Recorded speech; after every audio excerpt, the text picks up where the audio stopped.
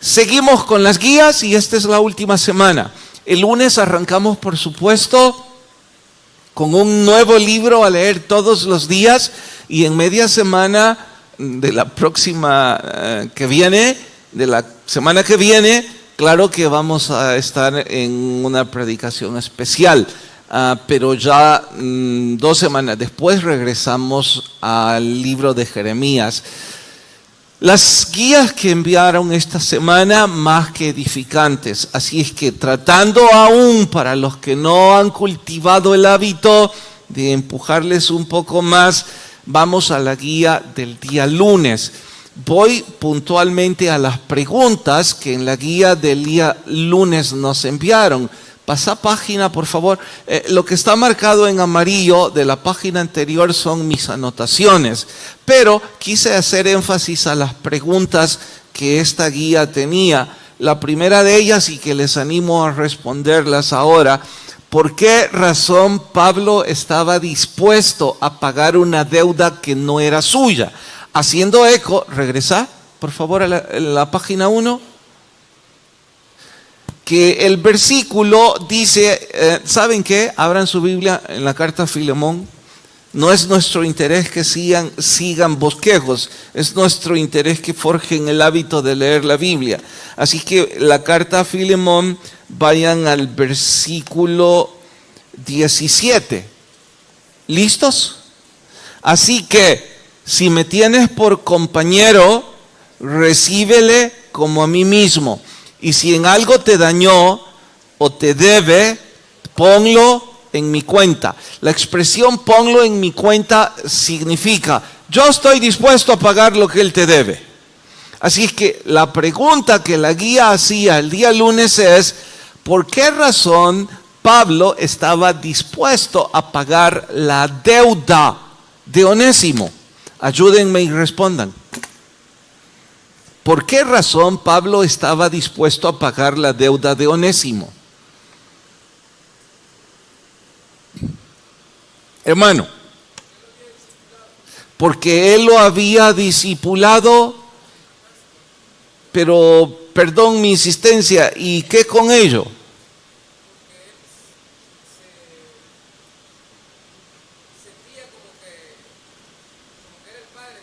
Sentía como que era el padre y consecuentemente sentía la responsabilidad de pagar la deuda. Gracias. Entonces la respuesta del hermano es que se sentía responsable y por eso estaba dispuesto. No muy cerca, o tal vez un poco cerca, pero no es la respuesta. Porque estaba arrepentido, ¿quién? ¿Pablo estaba arrepentido? Onésimo. Que ya se había convertido. ¿Por eso estaba dispuesto a pagar? Wow, estoy pensando que si yo soy Pablo y todos los que se han convertido a través de las veces que yo he sido un instrumento de Dios y debo pagar las deudas de todos esos, se acabó la vida. Así es que creo que se distancia un poco también. Hermana.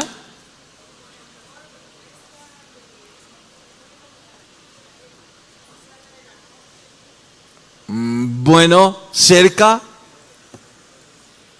Hermano. Gríteme.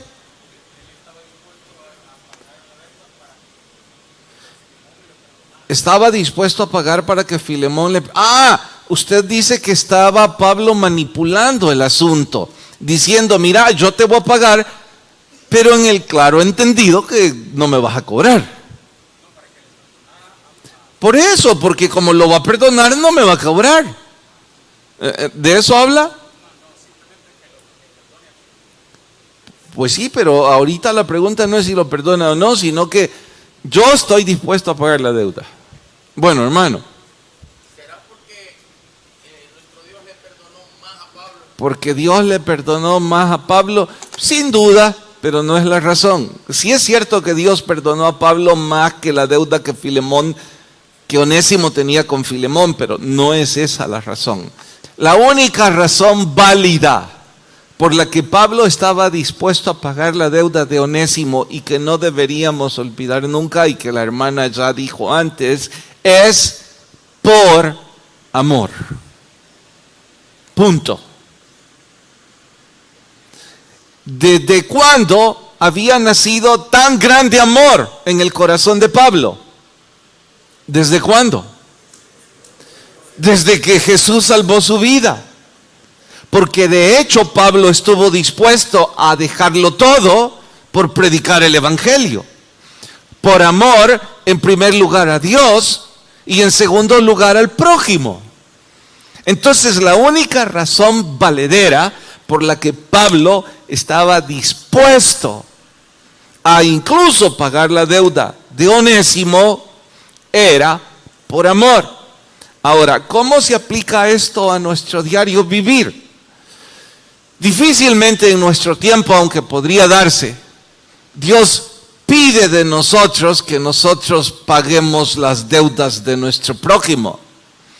Pero sí se espera de nosotros que nosotros compartamos nuestra fe por amor a otros. ¿De qué estoy hablando? Si usted viene repetidas veces a la iglesia, es porque usted cree lo que la palabra del Señor dice. Y la palabra del Señor dice que hay un cielo y hay un infierno. Usted ya creyó en eso. Y la prueba es que sigue viniendo. ¿Sí, amén? Sin embargo, resulta que su esposa o uno de sus hijos no conoce a Jesús, no es salvo.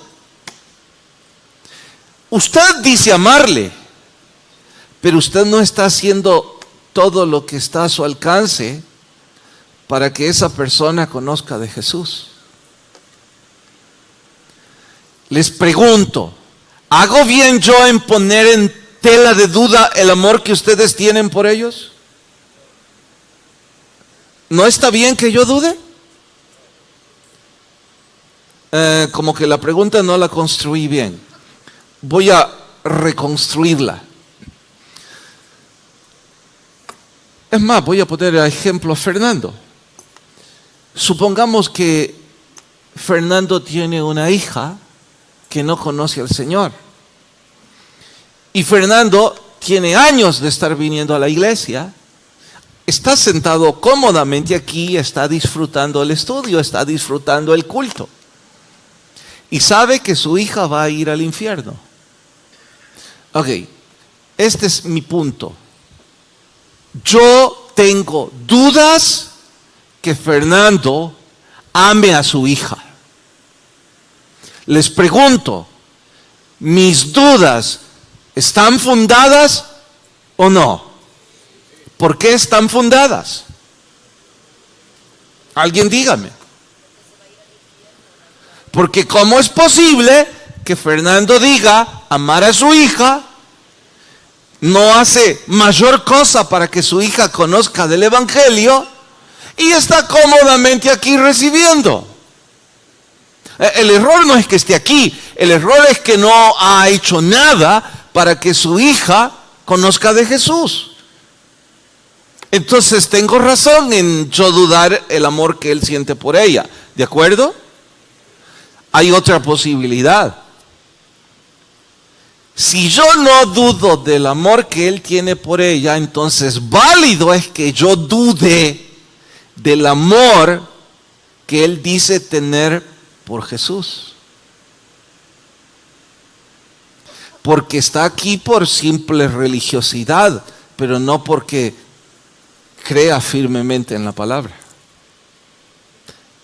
¿Tengo razón de yo dudar eso, sí o no?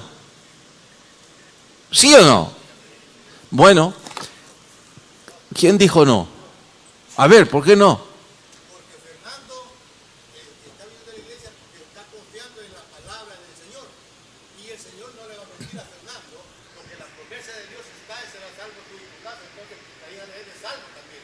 ¿Cómo lo va a hacer el Señor? Ahí el Señor le pregunta. Oh, Dice Julio que este hombre tiene tanta fe de que la Biblia enseña que su casa va a ser salva, que él se va a sentar hasta que eso suceda y que esa es parte de su fe.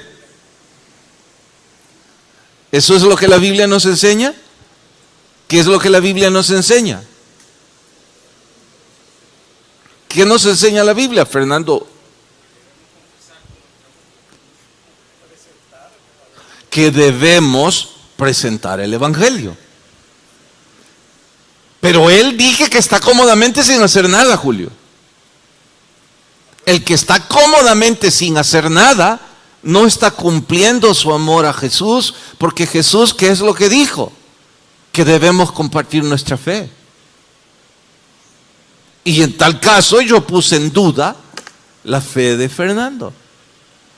Ahora, como todos están de acuerdo conmigo, excepto Julio, yo puedo ahora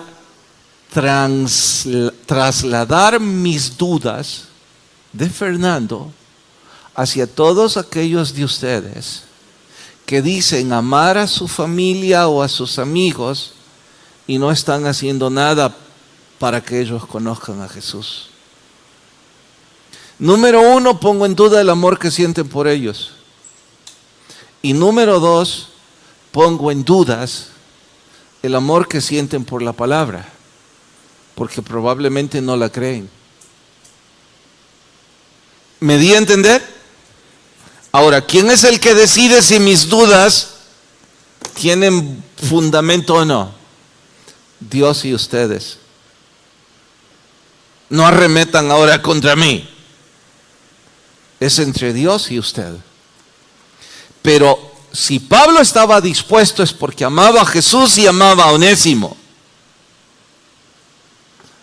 Probablemente usted no ama ni a Onésimo ni a Jesús. Es algo que usted debe responder. Siguiente pregunta, de la misma guía. Dice, me voy a ir hasta la tercera. Elabora una lista de sacrificios o inversiones, entre paréntesis, que alguna persona hizo por ti para dirigirte hacia Jesús. Sacrificio o inversión se está refiriendo a aquel esfuerzo que alguien puso para que yo conociera de Jesús. Es decir, si yo soy Onésimo, hubo un Pablo que estuvo dispuesto a pagar mi deuda en forma figurada. Ese pagar mi deuda es que hizo alguna inversión. Él estuvo dispuesto a pagar esa inversión para que yo conociera a Jesús. ¿La pregunta se entiende?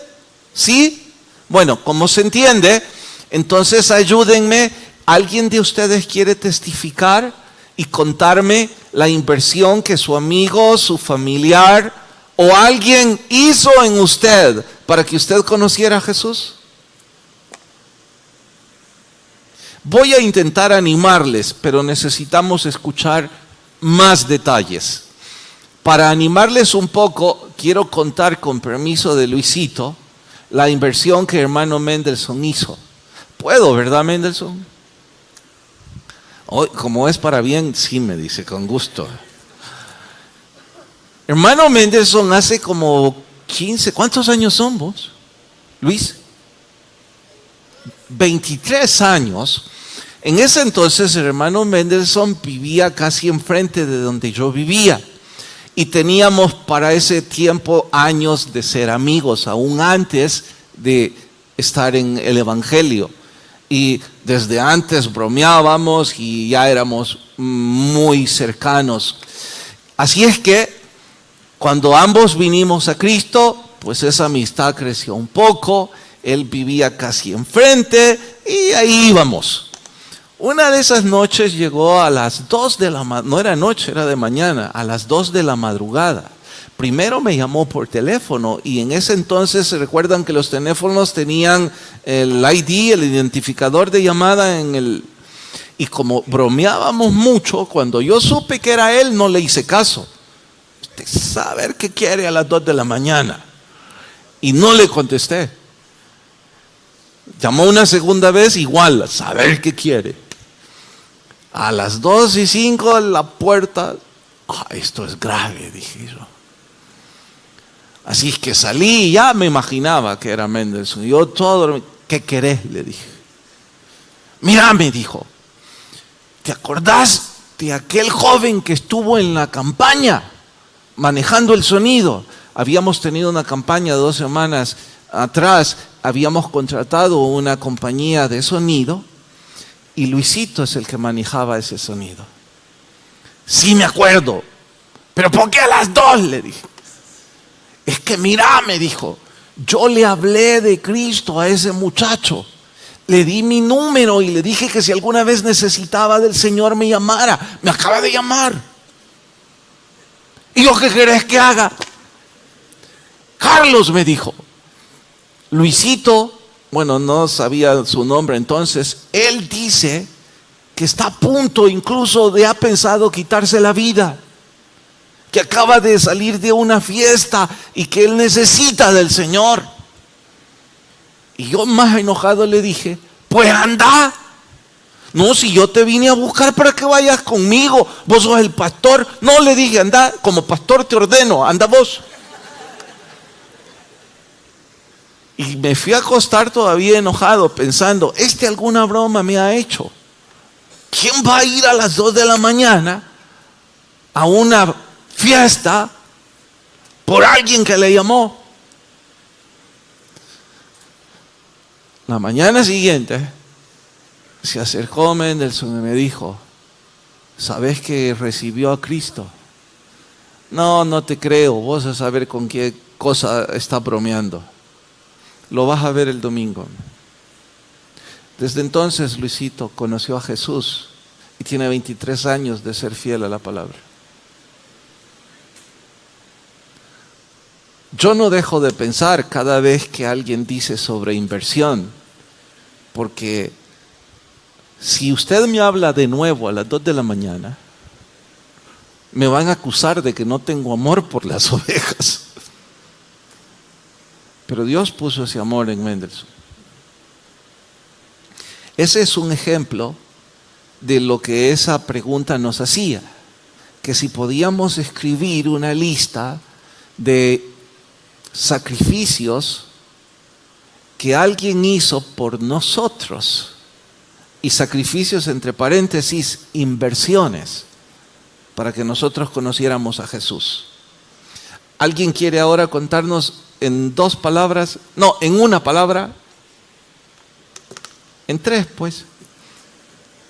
¿Lo que hicieron por ustedes? Hermano. ¿Quién le insistió? Una jefe suyo insistió de que usted viniera a la iglesia. ¿A esta? Ok. Le pagó el pasaje. 3 ocasiones. Ella salía a las 5, usted a las 6:30. Le esperaba 1:30 para llevarle el culto. Y pagaba el doble pasaje. Wow. Ahora que dice eso, hermana Araceli contó anoche también de que alguien pagó por ella durante 1 año el transporte porque ella salió dura. Entonces, durante 1 año. ¿Alguien tiene otro testimonio? Sí, hermana. Gríteme, porfa.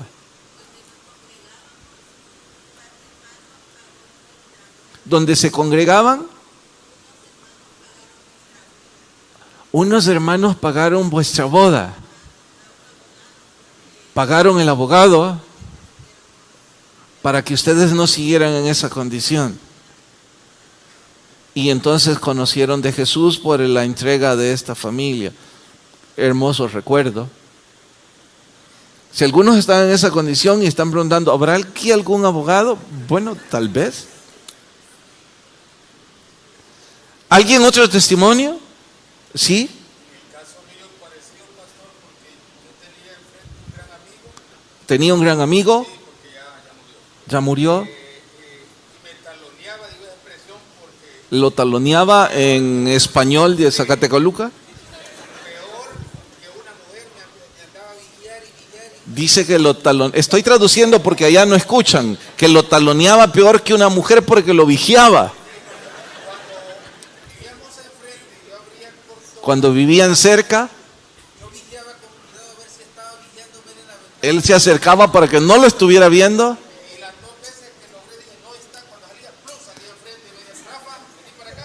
Trataba de esconderse y él siempre lo trataba.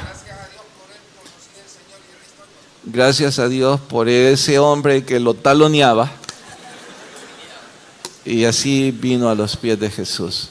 Bueno, ahora que hemos dicho estos ejemplos, pueden estar seguros que la mayor parte de nosotros, si no todos, tuvimos un Pablo que hizo alguna inversión.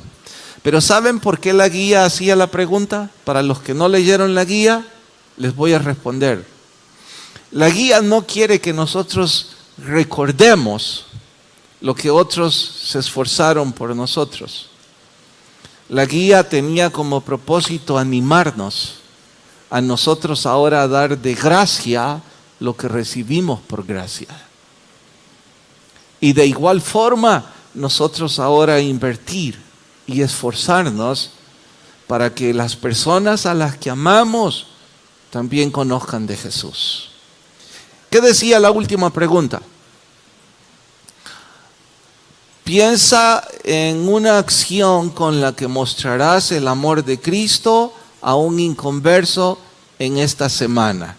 Queda en ustedes, la explicación ya está. Vamos a la guía del día martes. Está en Filemón versículo 20. Busquen Filemón 20 ahora en sus Biblias. Filemón verso 20 dice: sí, hermano, tenga yo algún provecho de ti en el Señor, conforta mi corazón. Bueno, para poder explicar esto de conforta mi corazón, hay que entender el propósito de la carta. Como ustedes se han empapado durante 4 semanas con una carta de apenas 25 versículos, me imagino que a esta altura ustedes saben muy bien el propósito de esta carta. Que de hecho, ahora díganme por qué propósito, por qué razón Pablo escribió esta carta. ¿Qué perseguía?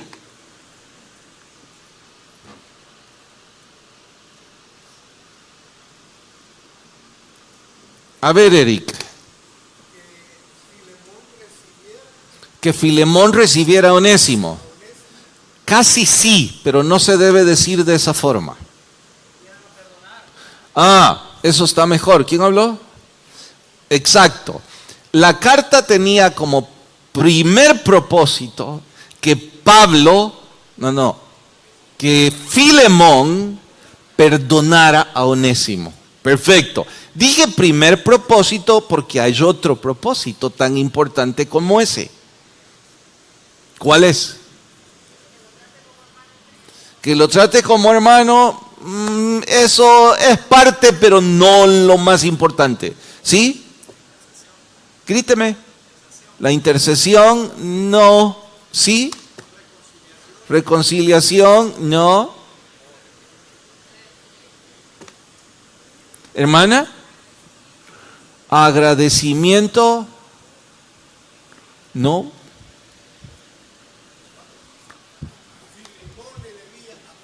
Filemón le debía a Pablo. Entonces Pablo quería que le pagara. Que le descontara. Bueno, es un asunto financiero lejano que... No, anda un poquito distante. Hermano, el amor a nuestro prójimo, no.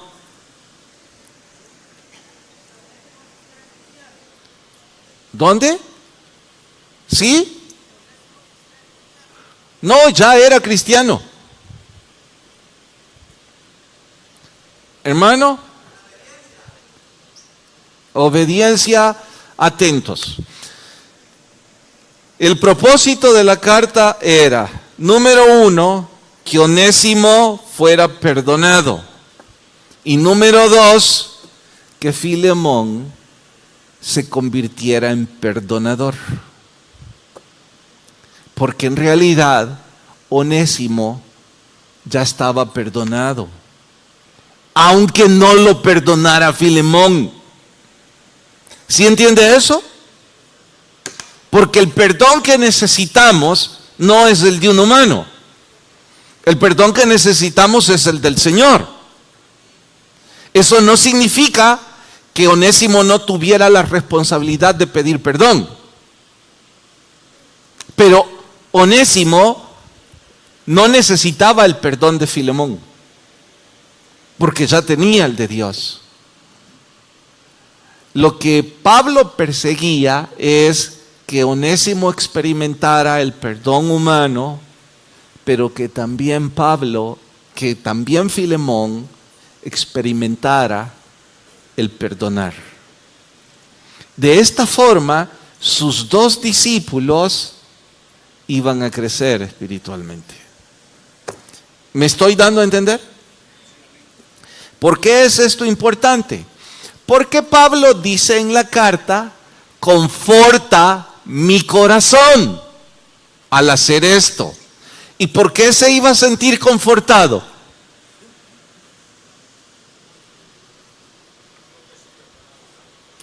¿Por qué se iba a sentir confortado Pablo si uno perdonaba y el otro era perdonado? Hermano,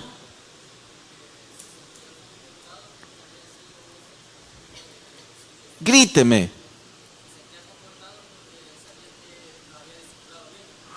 Se iba a sentir confortado porque iba a descubrir que ellos eran buenos discípulos, es decir, habían frutos. Y eso significa que él había sido un instrumento del Espíritu Santo. Él habría sentido fortaleza, que no estaba arando en vano, que no había hecho un trabajo inútil, sino que el trabajo había dado frutos. Y sus dos hijos espirituales habían crecido. Ahora, cuidado con esto, porque no siempre nuestro trabajo va a tener frutos. De hecho, más adelante van a descubrir que hay un personaje que se llama Demas. Está en la guía del miércoles, por si no llego esta noche hasta ahí. En una carta paralela, Pablo dice que Demas lo abandonó. Y no está hablando de un abandono o de un pleito entre hermanos. Todos los historiadores coinciden en decir que Demas abandonó a Jesús, que abandonó su fe. Estoy diciendo con esto para animarles. Habrá algunos onésimos que no querrán seguir a Jesús. Y eso no debería frustrarnos, al menos no por mucho tiempo. Sí nos vamos a sentir tristes, nos vamos a sentir desanimados, podemos sacar conclusiones preconcebidas de forma equivocada, que no hemos sido hechos para eso, que nosotros no tenemos el talento, que Dios no nos va a usar, o que todo lo que hicimos fue en vano. Déjenme citar uno de esos ejemplos que para curiosidad incluye dinero. Años atrás, con otro amigo de la iglesia, fui testigo cuando alguien le dijo: quiero bendecirte, viene la fiesta X, sé que no tenés un saco, así es que déjame compartir mi bendición, toma este dinero, anda, cómprate uno. Él le dio un abrazo, gracias, la verdad es que no me gustan, pero tampoco tengo el dinero, así que ya que me lo regalaste. En lo que llegaba a la fiesta surgió un cuarto amigo. Digo cuarto porque ya éramos 3 en ese grupo. Ese cuarto amigo estaba pasando terribles necesidades en su familia, de dinero. Este cuarto amigo no conocía de Jesús en realidad y era el Onésimo del que recibió el dinero. Así que una de esas noches me dijo: Carlos, ¿te acordás lo que me dieron para el traje? Sí, se lo di a fulano. ¿Me estás preguntando, me estás compartiendo? No, solo te estoy contando, me dijo, porque le hizo así. No sé si hice bien, me dijo. ¿Y por qué tu duda? Bueno, en realidad yo lo hice porque él tiene necesidad, pero quiero que sepa que el amor de Jesús es así. Bueno, yo no te puedo decir si hiciste bien o no, pero si el Señor puso en tu corazón, ¿para qué me preguntas? Desde el día en que Él le dio el dinero, no volvió a llegar este fulano. Y el dinero no lo llevó para su casa. Así que él preguntó después: ¿hice bien? Entonces sí, yo pude responder y le dije: hiciste mucho bien, porque vos no hiciste eso para él, vos hiciste eso porque el Señor puso en tu corazón amor para él. Que él no quiera nada con el Señor, ese ya no es tu asunto. Nunca olvidemos que el trabajo del Espíritu Santo es convertir un alma, no el nuestro. Nuestro trabajo es compartir nuestra fe. Y que si algún esfuerzo, sacrificio o inversión pone el Señor a hacer, bien, pero no todos responderán bien, como Demas. De hecho, si vamos al número matemático, tengo que decir que por cada 12, uno es Judas. Así es que por cada 12, uno en realidad no querrá nada con Jesús. En la guía vámonos hasta el miércoles. No, la de la mía no puedo pasarla por alto. La mía extra se llamó la del miércoles, creo fue, verso 21. Dice, por cuestión de tiempo lo voy a leer aquí: te he escrito confiando en tu obediencia, sabiendo que harás un poco más de lo que te digo. Saben, en la guía descubrí que por ley los oficiales romanos podían obligar a cualquier judío a llevar la carga una milla. Eso es 1.6 kilómetros, eso es de aquí a los juzgados. Wow, eso es bien pesado. Pero los judíos no podían decir no, porque por ley Jesús le dice: bueno, si alguien te pide que hagas lo que te corresponde hacer, hace el doble. O sea que ve hasta los juzgados y regresa. Eso es hacer más de lo que se te pide. Ahora la idea es que si es el Señor el que nos lo está pidiendo, si Él pone el amor y el interés en nosotros, ¿cómo vamos a resistirnos? De hecho, ahora puedo decir, sin siquiera preguntármelo: ¿quién puede ir a las 2 de la mañana porque un desconocido le llama? Si no solo alguien a quien el Señor le está diciendo y poniendo en el corazón: ve. No hay otra forma, no hay otra explicación. Con esto también debo decir que contrasta con algunos presentes que no quieren leer la Biblia, que no quieren orar, que no quieren servir, que no están dispuestos a llevar ni una milla ni 2 millas, pero por alguna razón que yo no entiendo, les gusta llamarse a sí mismos cristianos. En realidad no lo son. Y es importante que lo sepan, porque Satanás puede engañarles haciéndoles creer que están bien. Y no es cierto. El verso 22 de la guía de hoy, creo, hoy es jueves, sí. Espéreme, que microbús, Efraín. Dice, vivir como si hoy es el día. En esta guía refiere especialmente de que somos peregrinos. Y me edificó descubrir que el significado de peregrino es una persona que va de paso, alguien que no se detiene, sino que es algo muy, pero muy temporal. Y que la Biblia nos llama así. Y que cuando alguien sabe que va de paso, su perspectiva no es para lo que está frente a sus ojos, sino frente al futuro.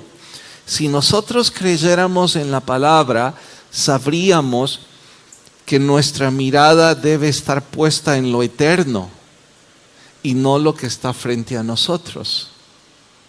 Pero algunos de nosotros solo tenemos ojos para el trabajo, el dinero y nuestras conveniencias, pero no para invertir espiritualmente en la vida de otros y en la misma nuestra.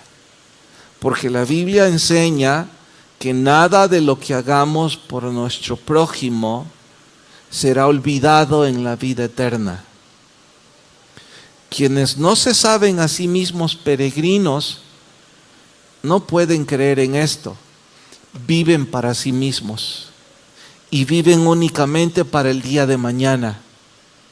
Pero los que creen en Jesús tendrán que poner sus ojos en la eternidad.